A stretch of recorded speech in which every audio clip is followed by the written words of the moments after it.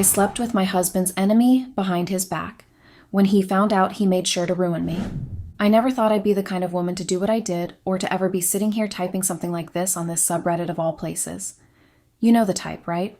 The ones who mess up spectacularly, come here with a long confession post, trying to sound remorseful or explain themselves. The ones who somehow manage to blow up their whole lives and then write an essay about how it wasn't really their fault, not completely. Yeah. I used to roll my eyes so hard at those women. I'd read those posts and think, God, just leave.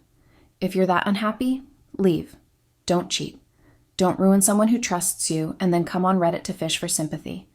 I used to say things like, they all sound fake anyway.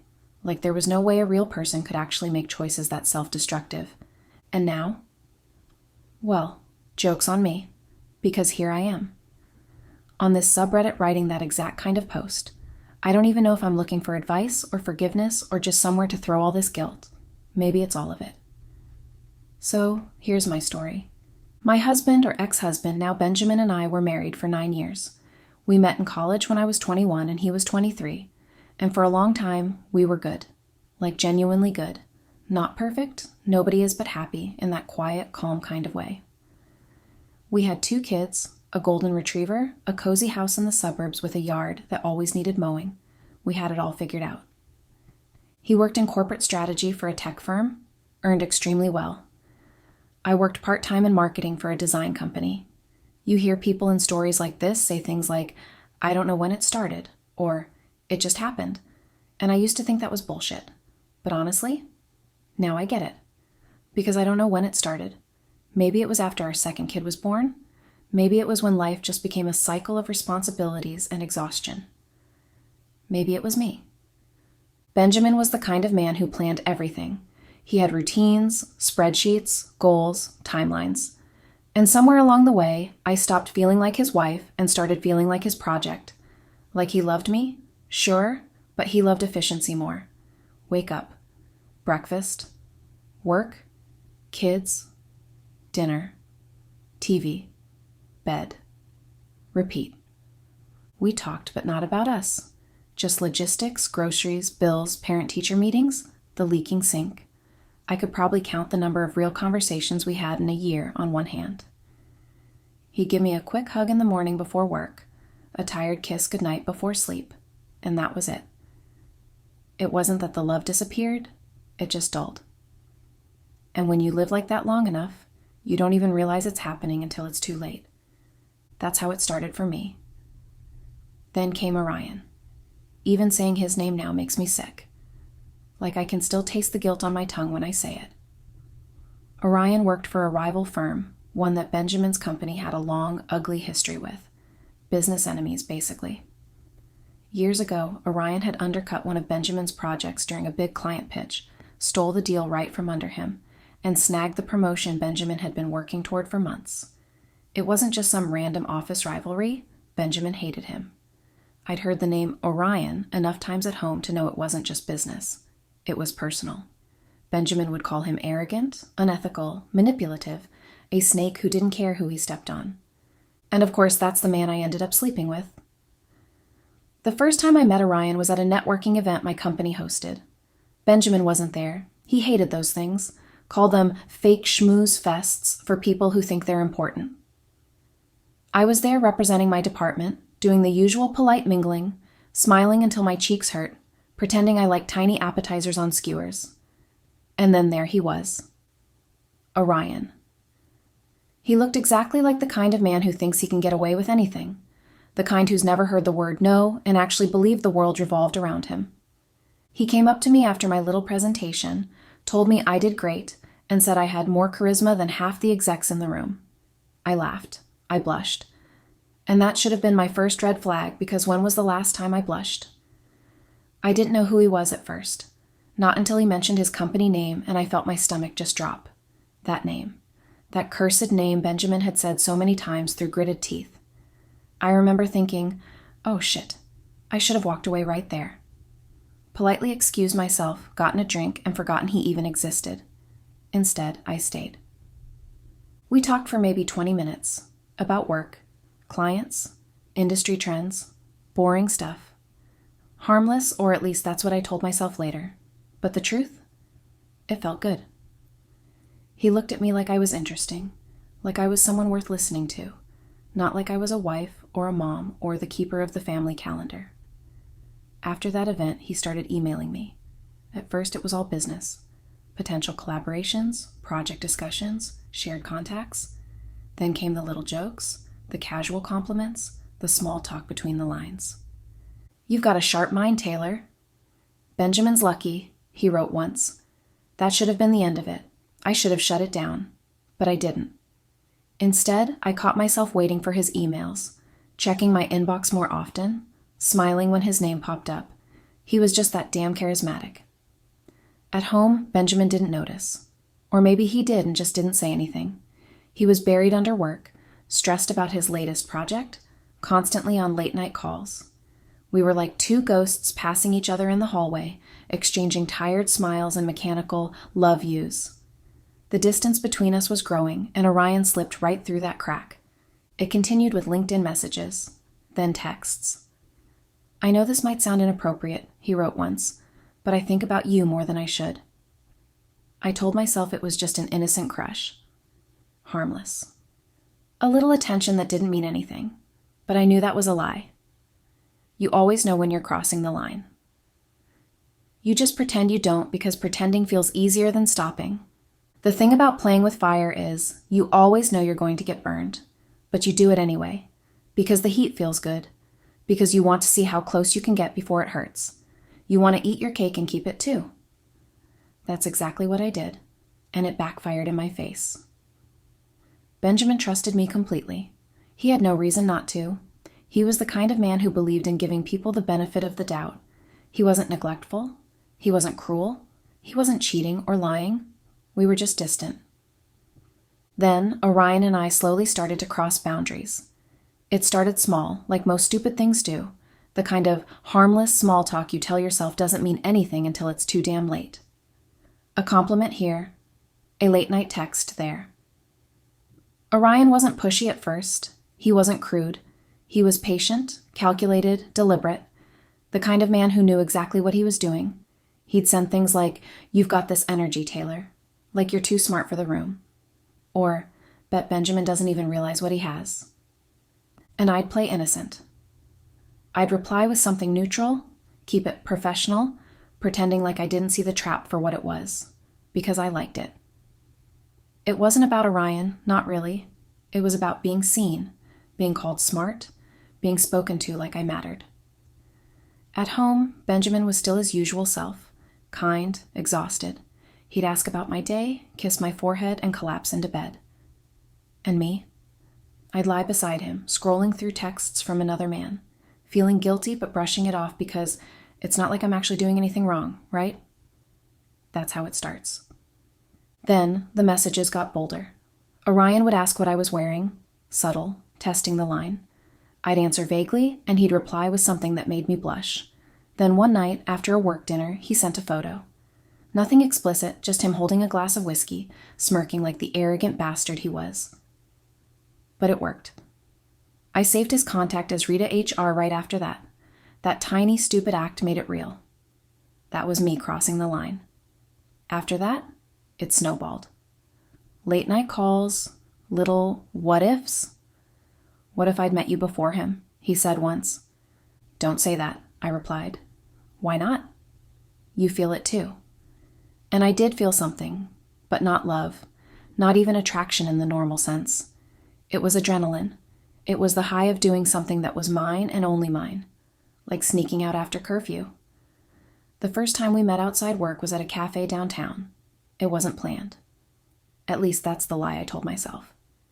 He said he'd be there for a meeting, and I said I happened to be nearby. He smiled when he saw me. "You actually came," he said. "Just for coffee," I told him. "Sure," he said, smirking like he already knew it was bullshit. We talked for an hour. Work, family, life, and even Benjamin's company. He brought up the old rivalry, twisted it into some story where he was the one wronged. I knew it wasn't true. Benjamin had told me the real version, but I didn't stop him. I didn't defend my husband. Maybe because a part of me liked that he wasn't afraid to say Benjamin's name. After that, coffee became routine. Once a week, then twice, then dinner, then drinks. It escalated faster than I'd like to admit. Orion made me feel like I was rebelling, like I was finally doing something just for me. Even though I swore up and down that I wouldn't see Orion again, I still did. Every time he texted, I'd tell myself I wouldn't respond, but then 2 hours later, there I was, typing back like a goddamn fool. The first time we actually slept together was on a Tuesday afternoon, a random Tuesday.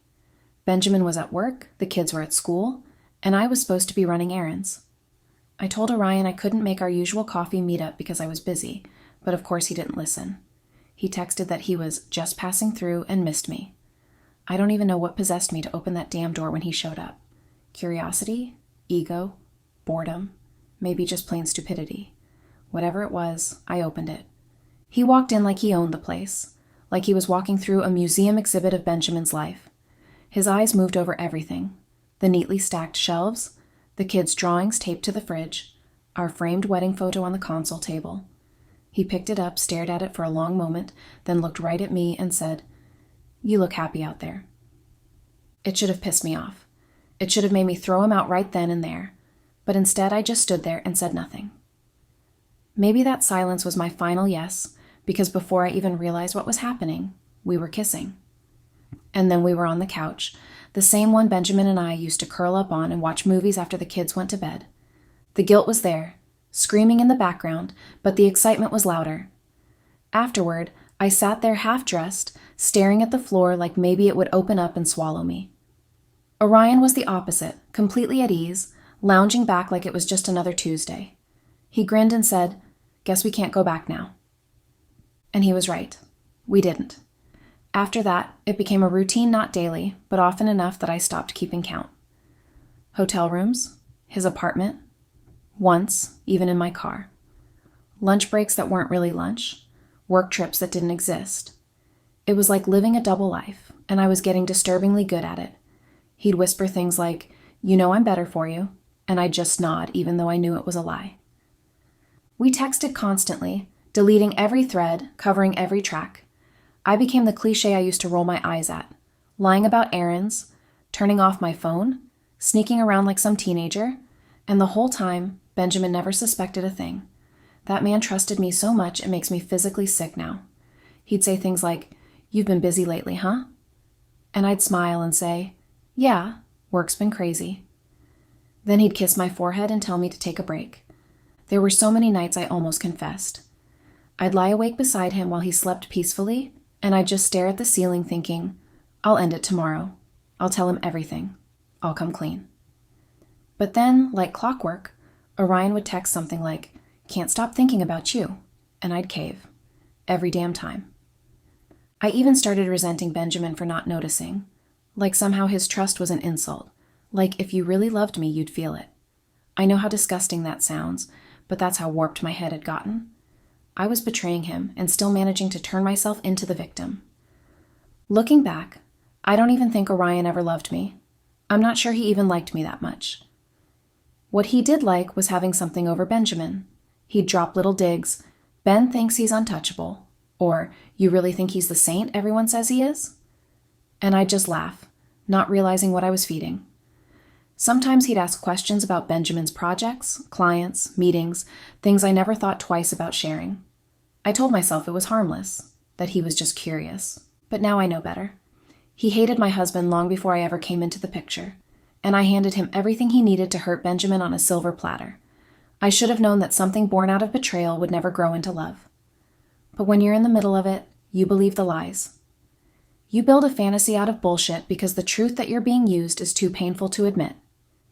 And I built that fantasy so high that by the time it started to crack, it was already too late to climb down.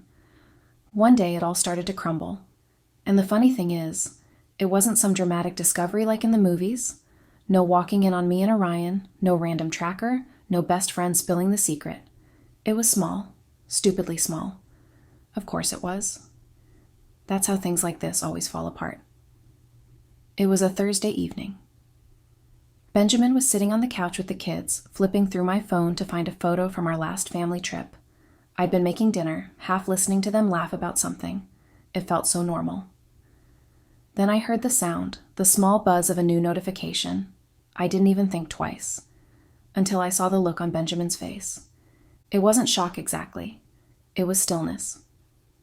He froze, eyes fixed on the screen. For a second, I didn't understand what was happening. Then my stomach dropped because I realized what he must have seen. A message from Orion. It wasn't even explicit. No photo, no heart emoji, nothing that screamed affair. Just 6 simple words. Last night was worth every risk. But it was enough. Benjamin's whole body went still. His thumb hovered over the screen. Then slowly, he looked up at me. I opened my mouth, ready to say something. Anything. To make up a lie so fast that maybe I'd even believe it.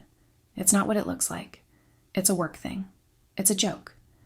I don't even know what excuse I was planning to pull out of thin air. But the truth is, it was exactly what it looked like. He didn't give me the chance.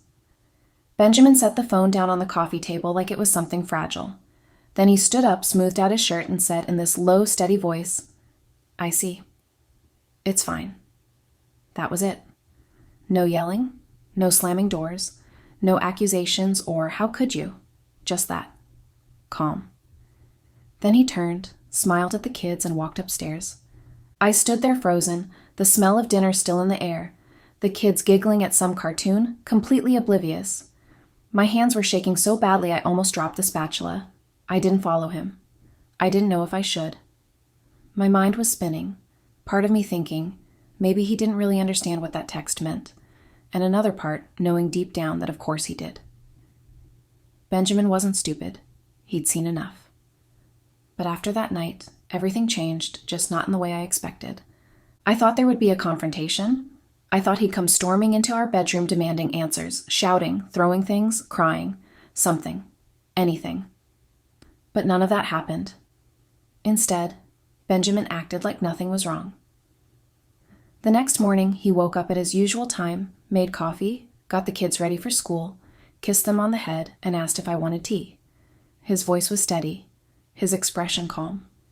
It almost made me doubt reality. Maybe he hadn't seen the message properly. Maybe he thought it was a joke. He didn't ask questions. He didn't demand names. He didn't accuse me or throw me out. He didn't even mention the text again. He just went on with life like nothing had changed. But it had. He'd look at me, smile faintly, ask about dinner plans, talk about work, but his eyes never softened anymore. He stopped touching me, stopped hugging me goodbye in the mornings, stopped texting me during the day. It was like living with a ghost of him. At first, I told myself he was just processing, that he'd bring it up when he was ready, but days turned into weeks and he didn't. He was perfectly polite, perfectly calm, perfectly terrifying. Benjamin was still the same. At least that's what it looked like on the surface. He still got up early, still made the kids' lunches, still kissed them on the forehead before school, still went to work in his usual calm, collected way. But I knew something wasn't right. I had been married to this man for almost a decade. I knew when something in him changed. He didn't need to say anything. I could feel it. The next few days were hell. I could barely sleep. Every time Benjamin looked at me, it felt like a punch to the gut. I'd try to act normal, talk about work or the kids, but my voice would crack and I could tell he heard it. He was watching, studying me. Benjamin was always practical, the kind of man who didn't make decisions in heat, only when he was sure. So yeah, I was terrified. I deleted everything. Every trace of Orion, the texts, the call logs, the emails, even the photos I had stupidly kept. I even blocked Orion for a few days, thinking maybe I could erase the affair from existence if I just hit delete enough times. But then, of course, Orion texted me from another number. "You can't ignore me forever," he wrote. That was when panic really started to set in. This wasn't just some casual, stupid fling I could sweep under the rug. This could blow up everything. Benjamin was still kind, but I started noticing weird little things. He'd stay up later than usual, locked in his office, his voice low when he was on calls. Once, I walked past and caught a glimpse of his computer screen folders labeled with dates and my name. I froze, convinced my brain was playing tricks on me. My phone started feeling slower, lagging sometimes, maybe just paranoia, or maybe it had been accessed. My laptop history was wiped one morning, completely blank. I noticed the mail arriving earlier than usual, like someone had arranged to intercept it. And then one afternoon, I came home from work and noticed my drawer slightly open, the one I always kept closed, my private one. Inside, everything had been neatly rearranged, too perfectly. That's when I knew. But what was I supposed to do?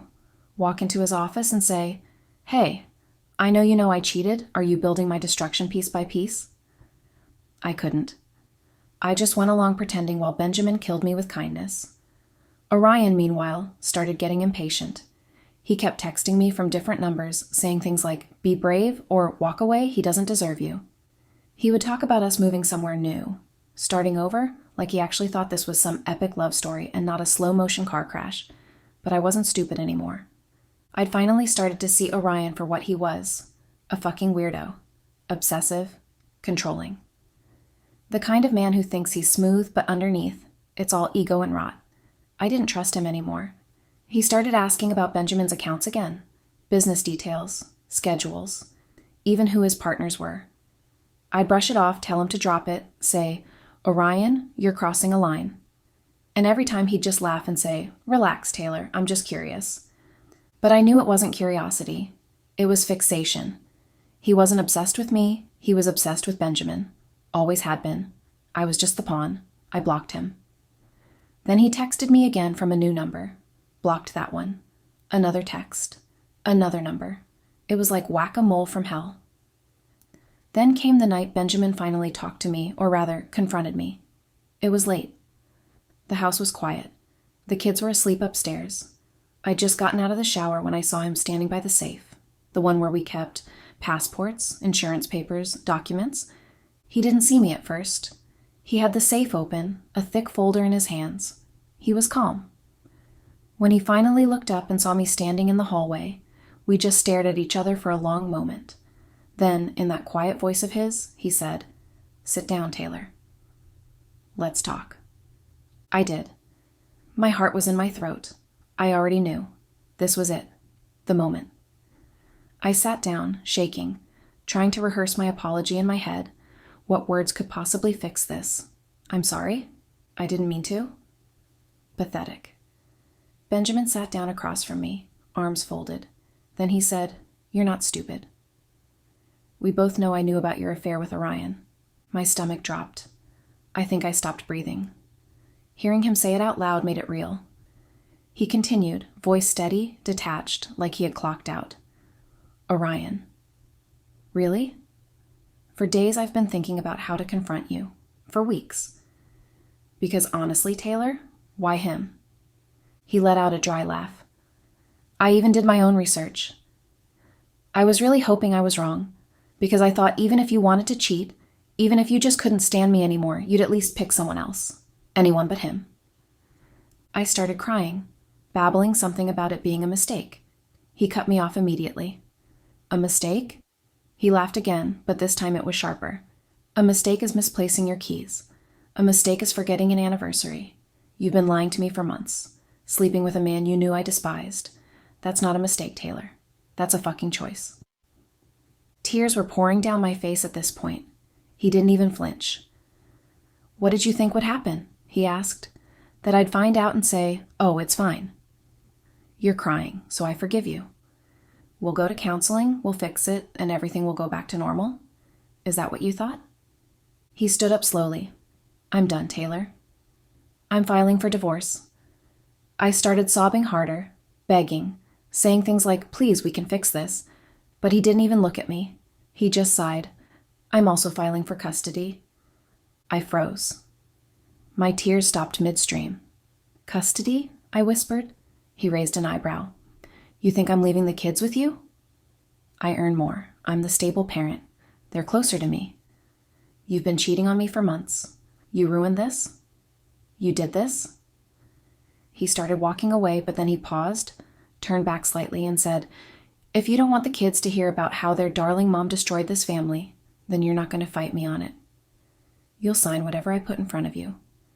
And if you don't, then I'll tell them everything. I'll tell your parents. I'll tell everyone. Your job, your friends, your church group, all of it. But if you sign quietly, I'll keep it clean. I won't say a word. He looked at me for one long, excruciating moment, then added, "You built this hell, Taylor? The least you can do is live in it quietly." After that night, it was silence. It was unnerving, honestly. You expect anger, you expect chaos, you expect a fight. But when someone you've betrayed looks at you with calm eyes and says nothing, it's worse. Much worse. A couple of days later, I got the divorce papers, just sitting there on the kitchen counter in a neat manila envelope. No note, no drama, just there. I signed them. I didn't even try to fight it. He had promised he wouldn't tell anyone, said we'd keep it private for the kids' sake, that it would be clean and quiet. So I did what he asked. I signed quietly like he wanted, but Benjamin had lied. I should have known he wouldn't let this go down quietly. I should have known there was no way he'd just walk away. The first hit came at work. It was a Tuesday morning, dull, gray, nothing out of the ordinary. I was drinking my coffee when HR emailed me asking to come in for a quick chat. That phrase should have been the red flag. When I walked into the room, there were two people waiting, my manager and the HR director. They had a folder in front of them. They said there had been a formal complaint. At first, I thought maybe it was about a project, some client misunderstanding, but then they started reading. Not allegations, not assumptions, facts, emails, screenshots, photos, messages between me and Orion, call logs, even blurry hotel receipts, the ones I'd stupidly paid with the company card because I thought it was just easier. Every single thing was there, laid out neatly, in chronological order, like a fucking presentation. I couldn't even speak. The HR rep's face was blank, but her tone said it all. This wasn't an inquiry. It was a formality. The verdict was already decided. By noon, I was suspended pending review. By Friday, I was fired. I remember sitting in my car in the parking lot afterward, staring at the termination letter and realizing he did this. Benjamin. There was no other explanation. Who else could have gathered all that? Who else had access to that level of detail? He had promised he wouldn't. He fucking lied. Benjamin said nothing. He didn't mention that he had submitted the complaint. He didn't mention the affair ever again. He just moved through the days politely. When I told him I'd lost my job, he just looked up from his laptop and said, "Are you going to pick up the kids from school tomorrow, or should I do it?" Like I just told him the weather forecast. That was his revenge. But he wasn't done. The second blow came from my family. He told them even after he had said he wouldn't. He called my parents, my sister, even my aunt.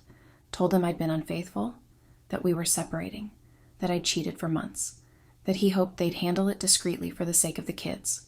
He didn't add any judgment, no insults, no bitterness. He didn't have to. The composure was the insult. My mother called crying. My father didn't call at all. He just sent a text. "You've made your bed, Taylor?" My sister texted me screenshots of her conversation with Benjamin, asking if it was true. It was like Benjamin detonated a bomb in the middle of my life. Not a loud one, not an obvious explosion, but a slow, quiet one that left nothing standing. Meanwhile, Orion was spiraling. Turns out his fallout was worse than mine. He lost contracts, clients, his position. His company was bleeding money. I don't know exactly what Benjamin did, but I can guess. Whatever information Orion had used against Benjamin years ago, Benjamin must have returned the favor tenfold.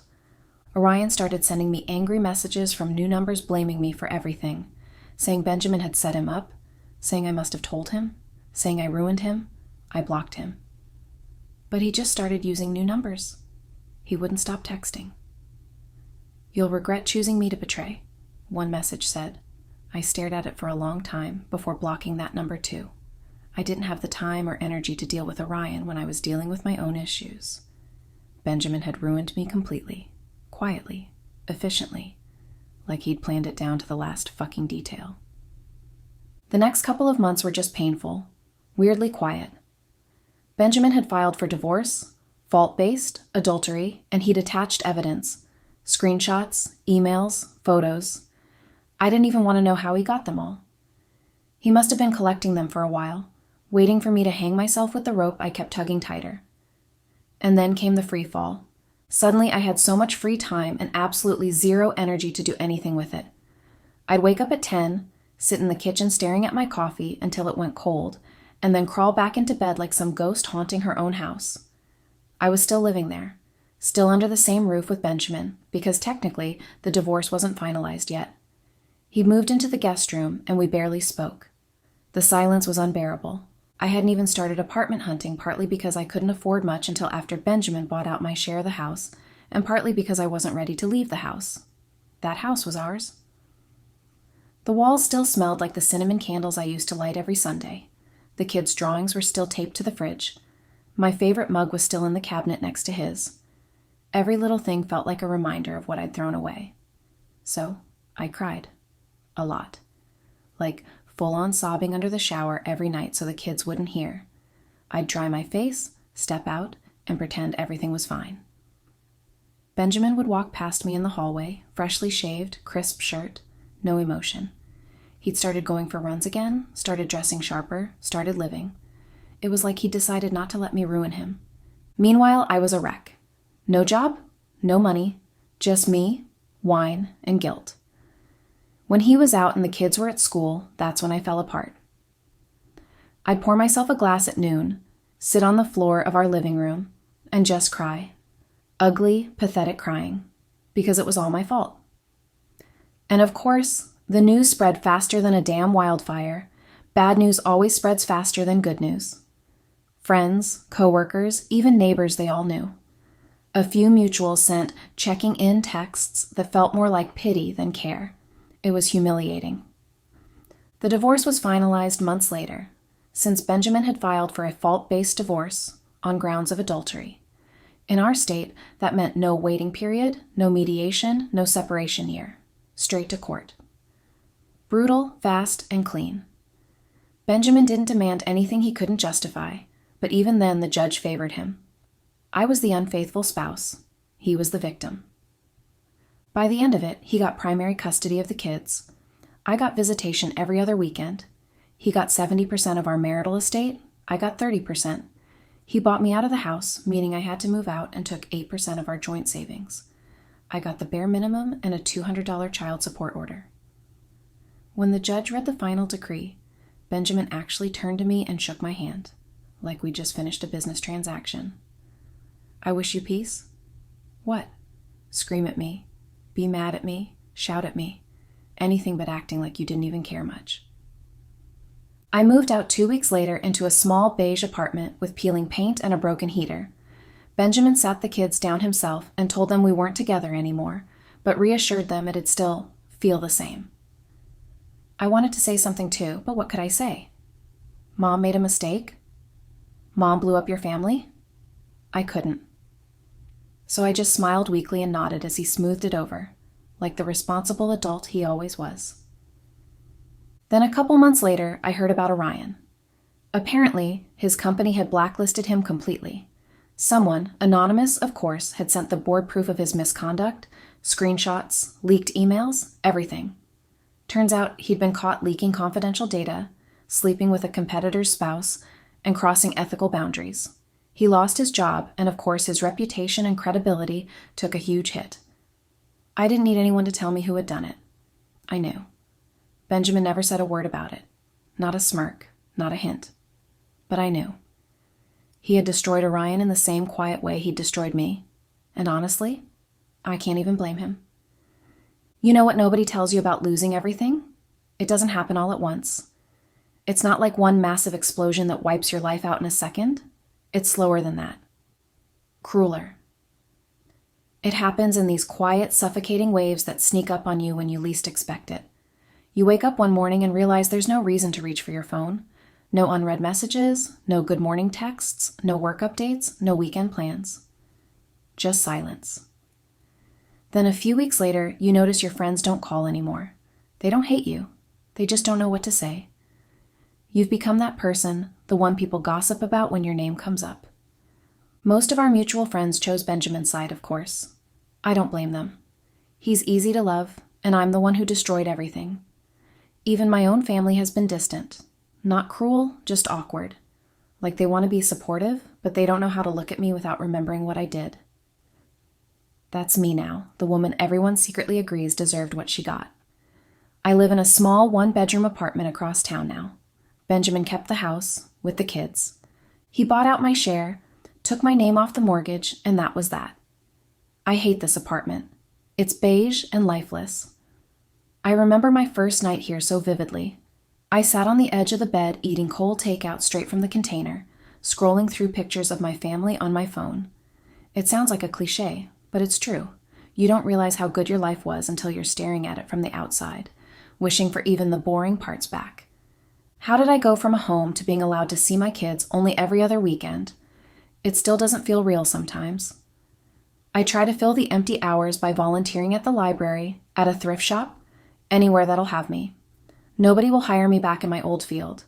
Not after HR flagged me for ethics and work policy violations. That phrase is poison. It doesn't even need to say why. Employers just see it and move on.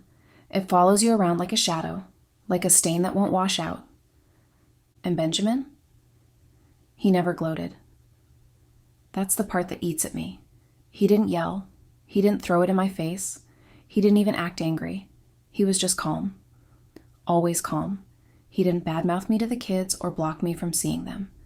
He was polite, respectful, distant, like I was some stranger he used to know. I wanted him to scream at me, to break something, to show some kind of emotion, anything that would prove he still cared, but he never did. He just moved on.